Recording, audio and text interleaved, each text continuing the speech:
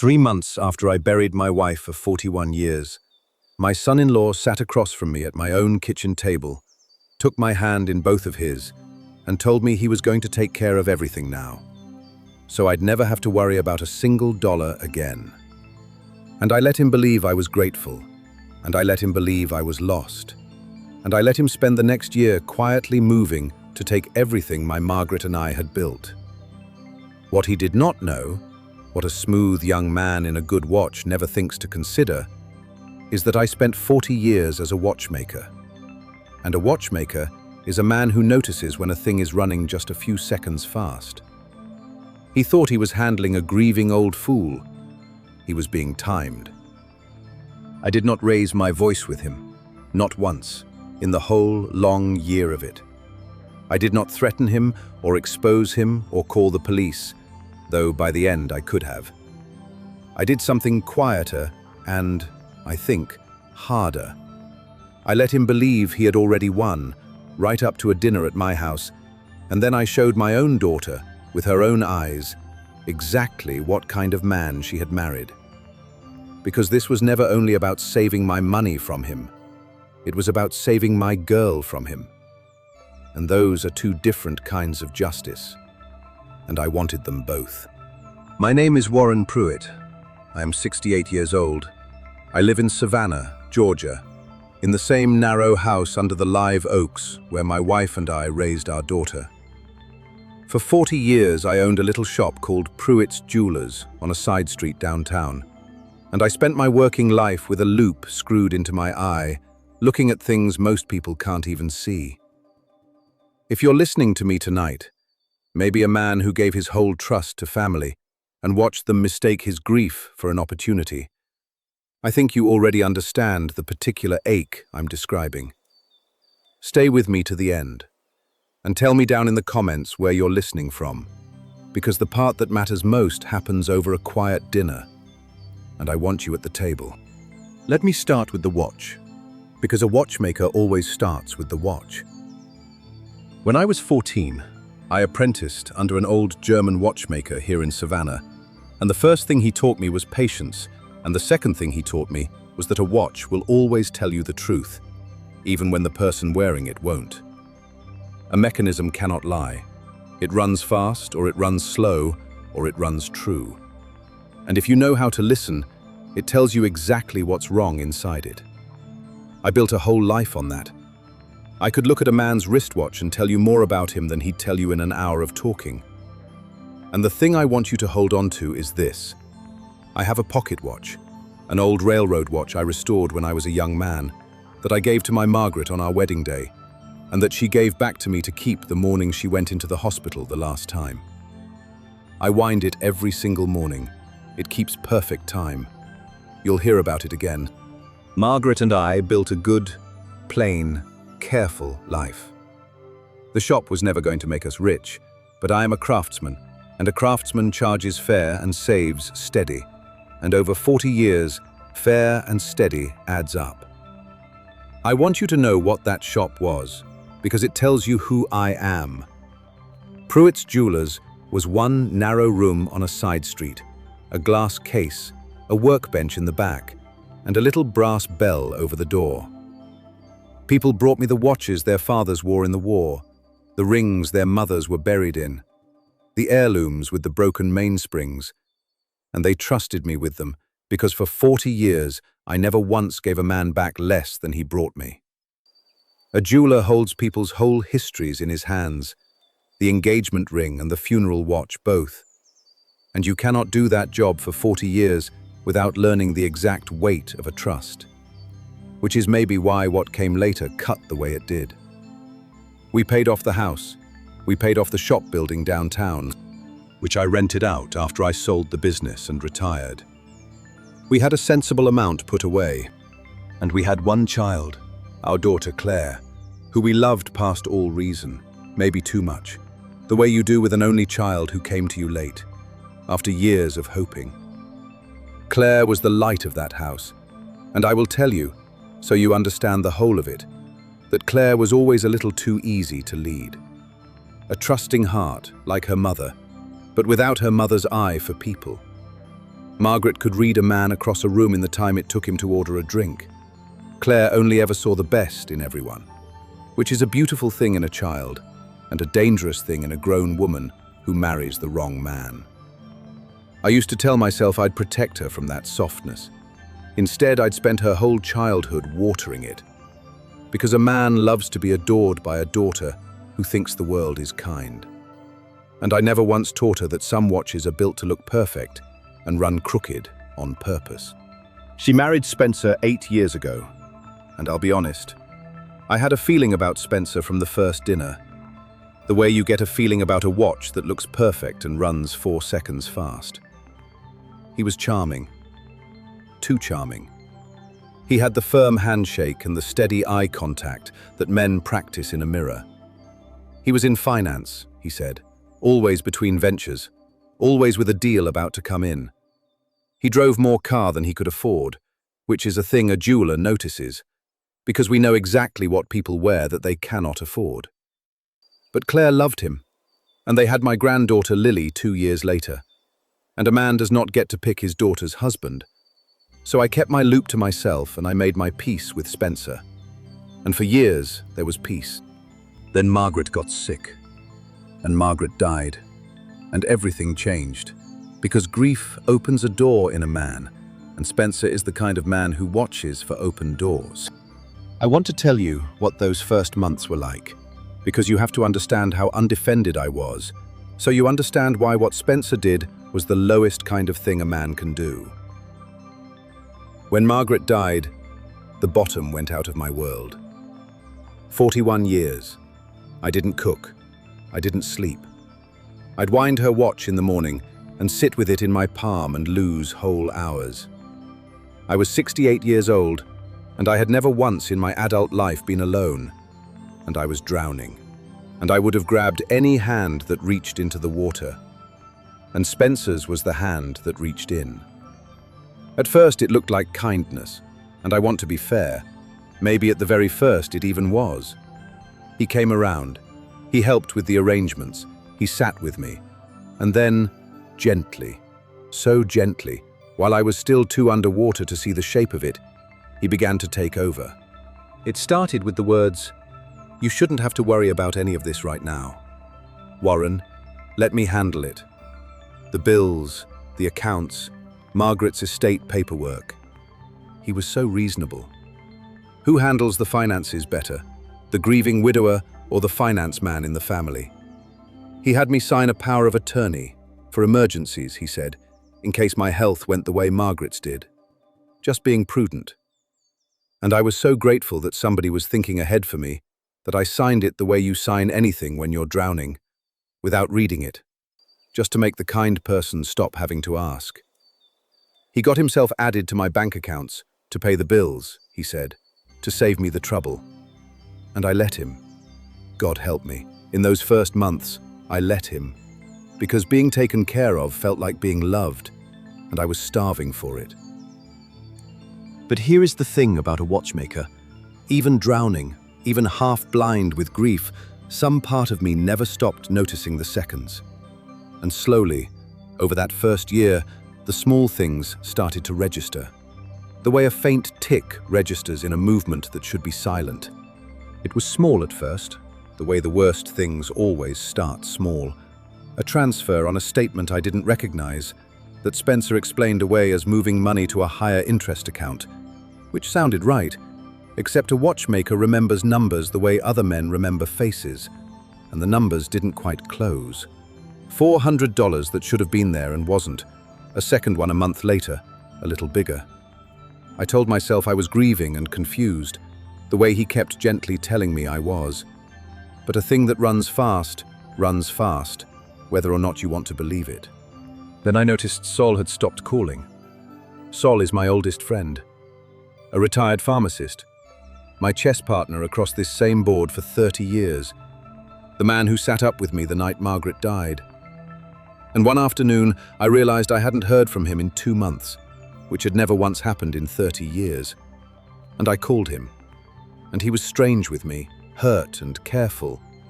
And it came out, slowly, that Spencer had taken him aside at the funeral reception and told him, so kindly, so concerned, that I was very fragile right now, that I needed quiet, that it would be a kindness if the old crowd gave me space and didn't tire me out with visits and phone calls.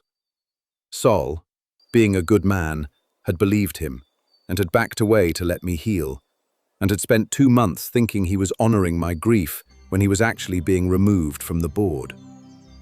Then it was Margaret's sister, who I'd spoken to every Sunday evening for 40 years, suddenly distant, told the same gentle lie.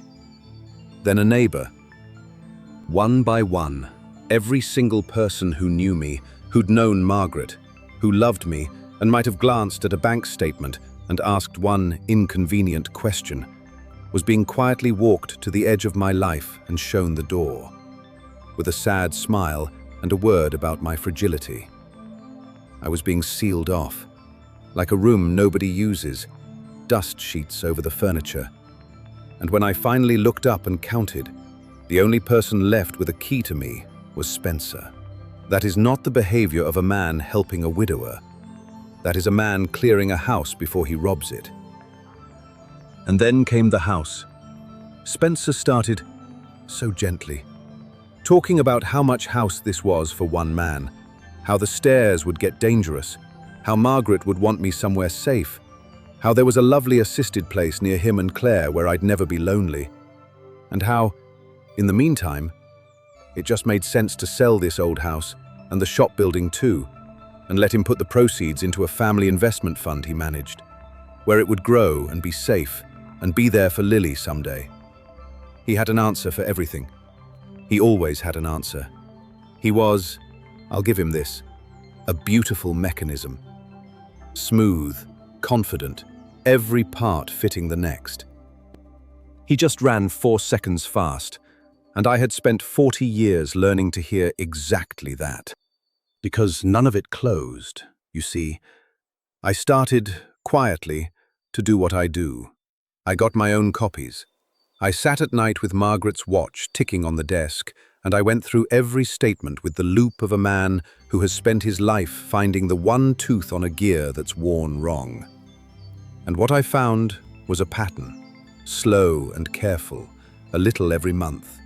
Money moving out of my accounts and Margaret's estate, through the power of attorney I'd signed while drowning, into accounts and a family fund that Spencer controlled, and that, when I quietly had a man look into it, turned out to be feeding a string of Spencer's failed ventures and his own considerable debts. He wasn't investing my money for Lily's future.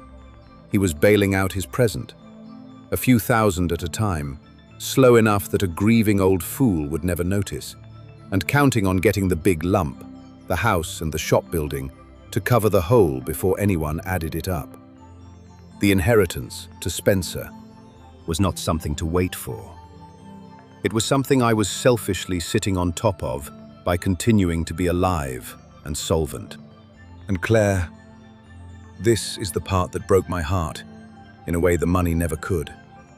Claire was helping him, not the way he was, not with the cold arithmetic, but she was there, at the dinners, nodding along, telling me Spencer was so good with money. Dad, you should just let him handle it. It's such a weight off you. She believed him. He had been working on her for years, the way he worked on me, and she had been raised to see the best in everyone. And the man she'd married was the most charming liar I had ever put my loupe to.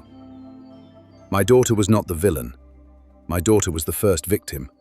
And the cruelest part of Spencer's whole design was that he'd turned the person who loved me most into the instrument he used against me. So that every time I felt the cold arithmetic closing in, the warm hand pushing the papers toward me was my own child's. She didn't even know it. And that single fact changed everything about what I decided to do.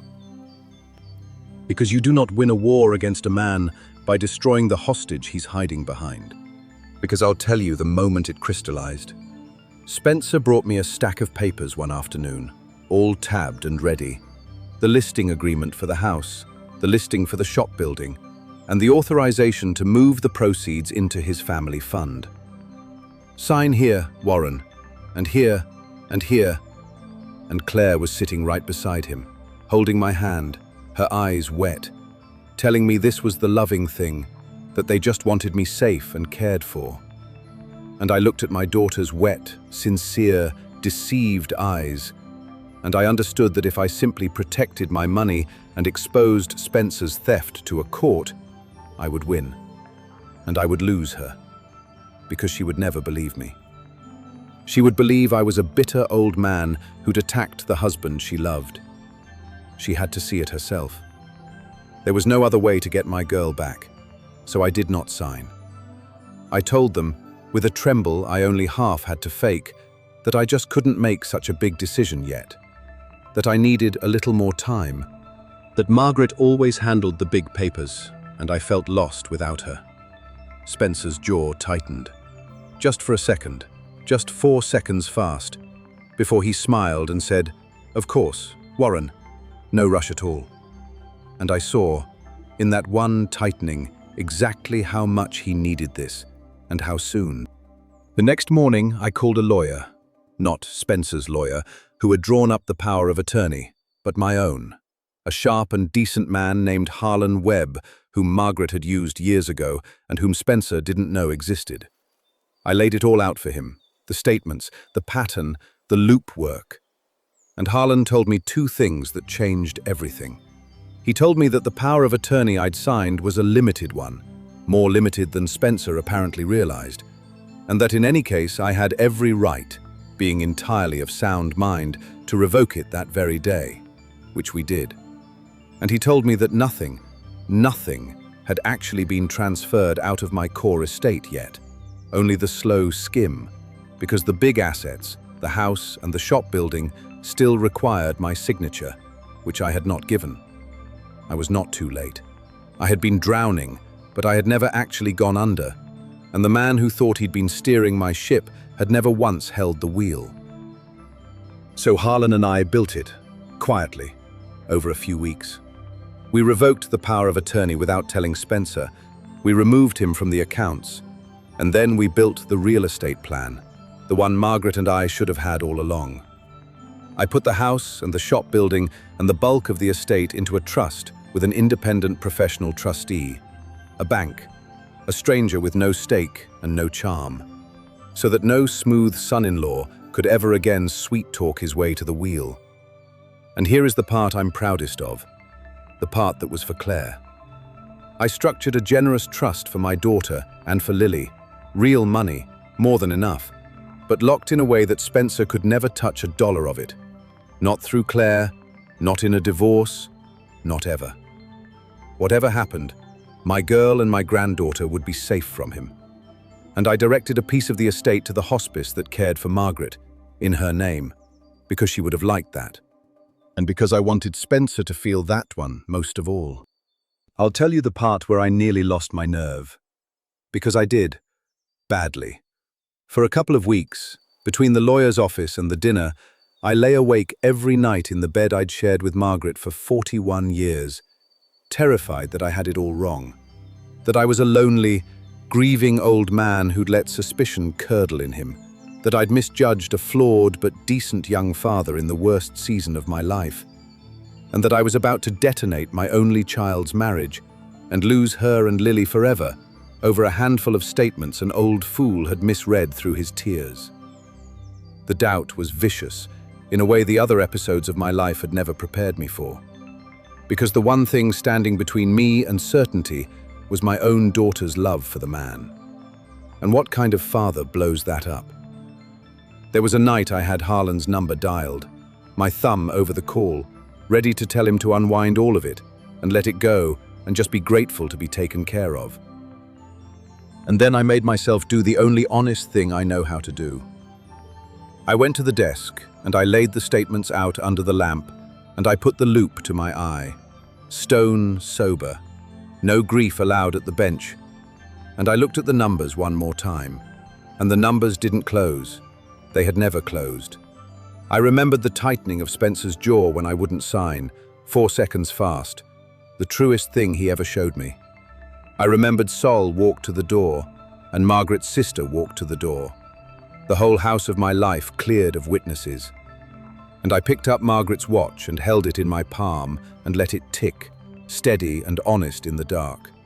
And in the morning I put the phone down and I called Claire and invited the three of them to dinner. I told her I'd finally made my decision about the house. I told her I was ready to sign. I could hear the relief come down the line, hers, and behind hers, somewhere in that house, I knew. Spencer's. The dinner was at my house, the narrow house under the oaks, on a warm Savannah evening with the windows open. I cooked, badly, the way a widower cooks, a pot roast that Margaret would have quietly fixed behind my back. Lily, my granddaughter, 5 years old, colored at the end of the table with her tongue between her teeth, and I let Spencer have his evening of victory, the whole of it. Because I have learned, at a workbench, that a mechanism reveals itself most completely at the exact moment it believes it has finished its work. He was expansive that night, warm, generous, already spending money that wasn't his in a future he was sure of. He told a story about a trip he was going to take Claire on. He'd brought the papers in a leather folder, the listing for the house, the listing for the shop, the authorization moving everything into his family fund, all tabbed and ready, the pen lying across the top like he'd thought about where to set it.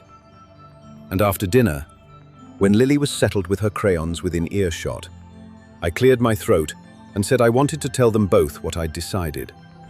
And I watched Spencer arrange his face into an expression of patient, loving concern.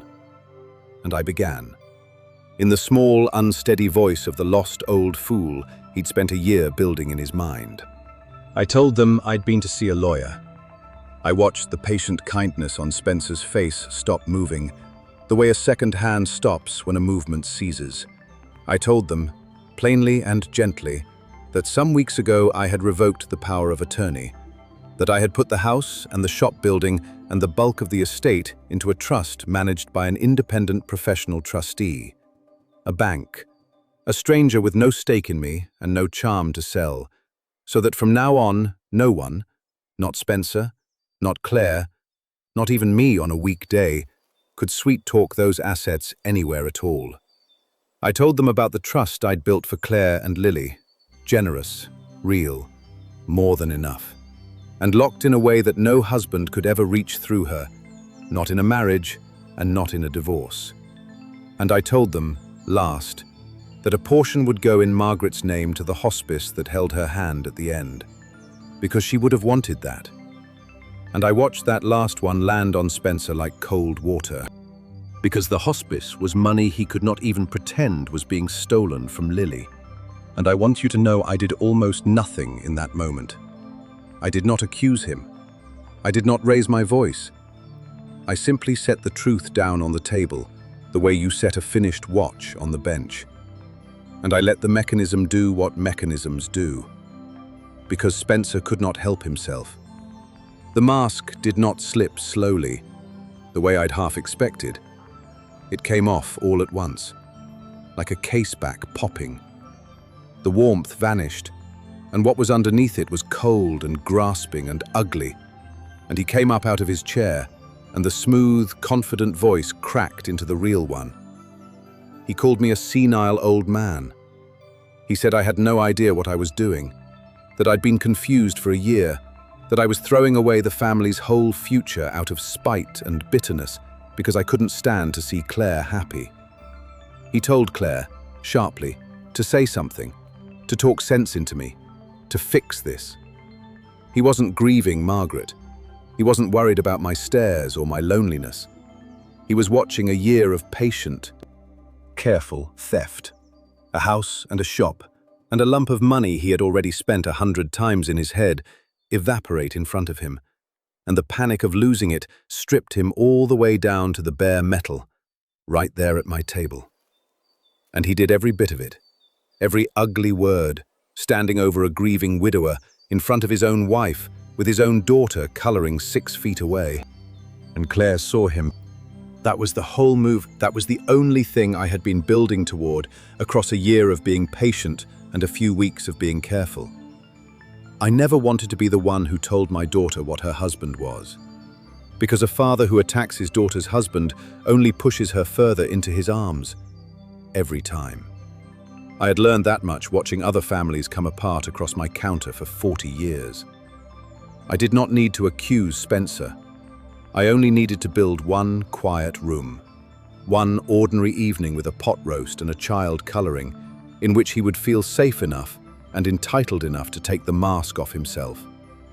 And then I needed my daughter to be sitting close enough to see what was underneath it. And she was.